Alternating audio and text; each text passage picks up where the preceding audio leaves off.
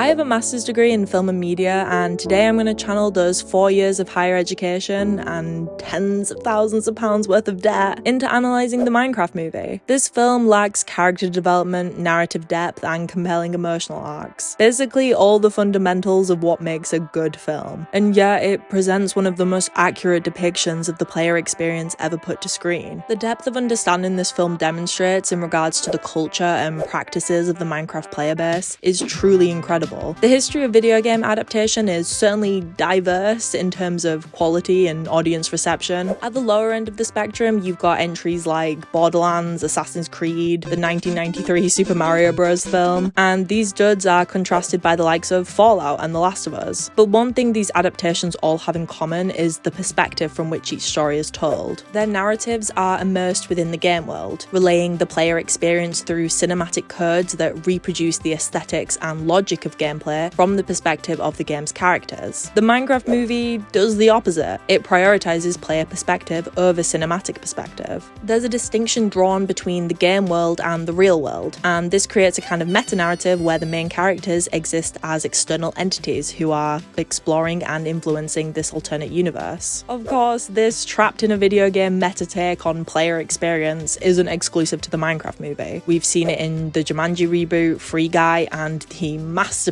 that is Spy Kids 3 Game Over.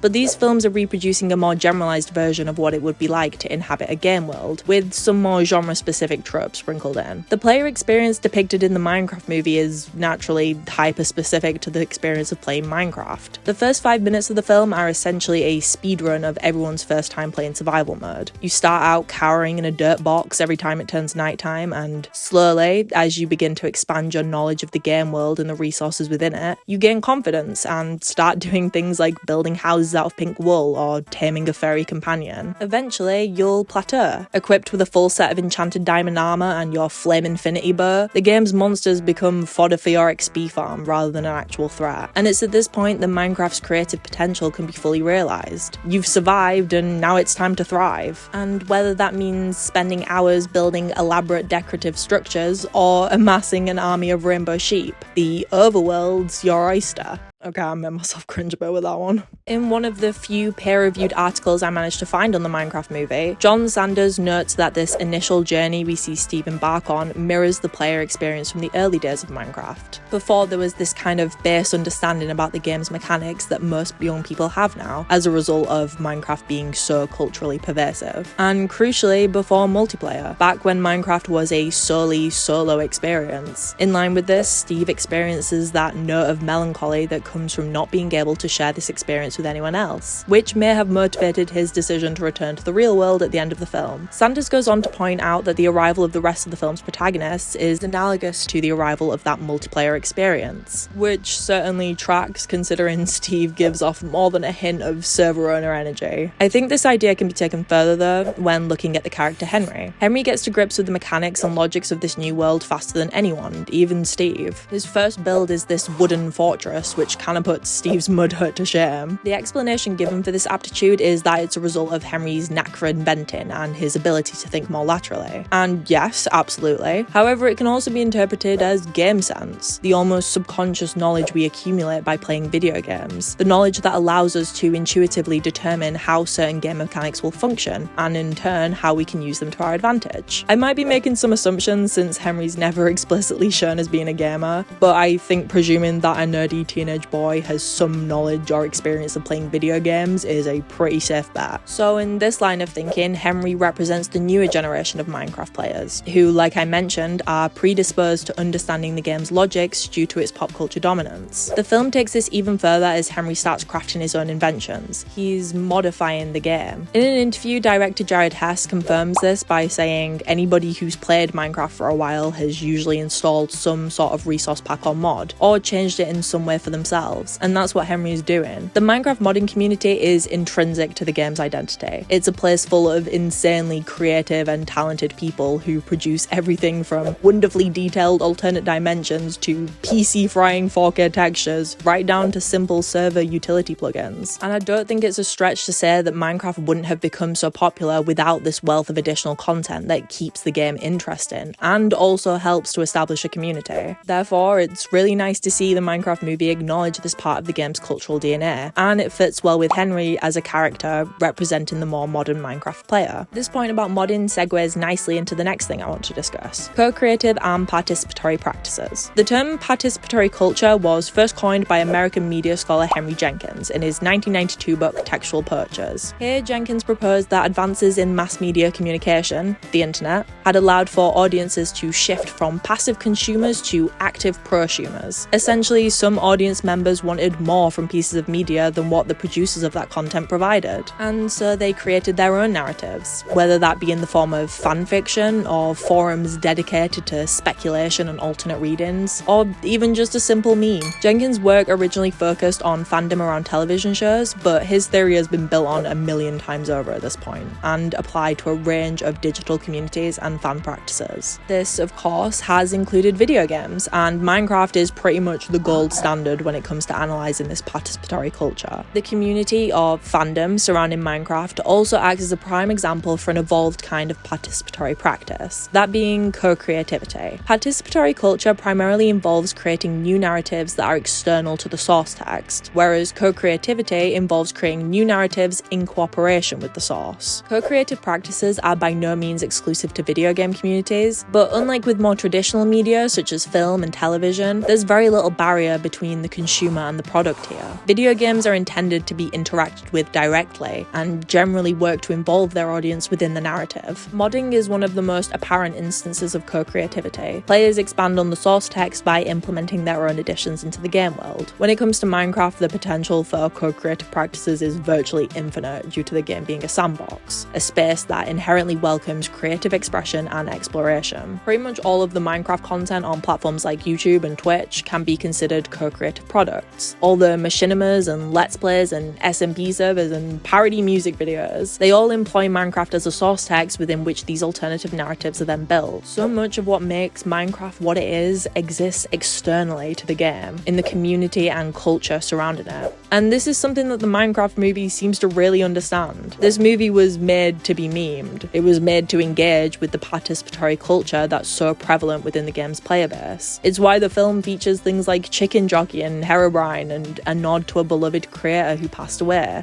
It's probably also why Jack Black has multiple musical numbers in the movie, because music videos that swap out lyrics for Minecraft terms were such a massive part of the game's early digital community. In another article covering the Minecraft movie that I managed to find, Dag Madsen summarizes this idea nicely, writing that the audience did not approach the film as a self-contained narrative experience, but as a site of potential recognition and communal signaling. The movie thus became an opportunity not just to view a story, but to participate in a shared act of mimetic celebration.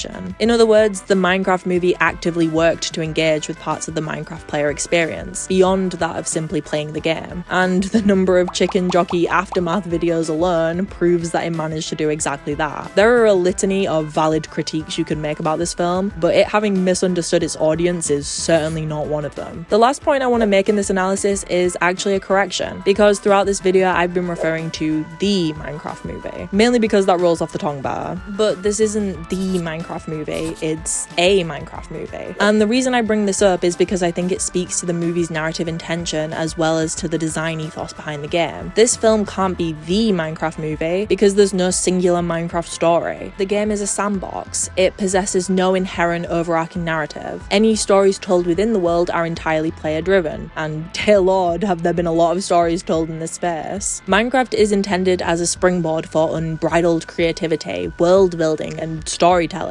And while this isn't unique in the current video game landscape, it certainly was all the way back in 2009 when the first version of the game was released. It's why Minecraft has seen such monumental success, because of the potential it holds for player-driven narratives and creative expression. That's why I can't help but love this film, because for all its glaring flaws, a Minecraft movie truly seems to understand and respect the core tenets of what makes this game so appealing to so many people. In conclusion, a Minecraft movie is a bad film with a good heart. The film encapsulates the player perspective, showcasing a relatable gaming experience as well as the evolution of that experience. And crucially, this film demonstrates masterful understanding of a fanbase that is as passionately creative as it is downright absurd. And that's my analysis. This video was so much fun. I love applying academic theory to things that probably weren't meant to be read academically, but it's not really something I had the opportunity to do during university. So yeah, thank you for watching. Leave a like if you liked it. Bye!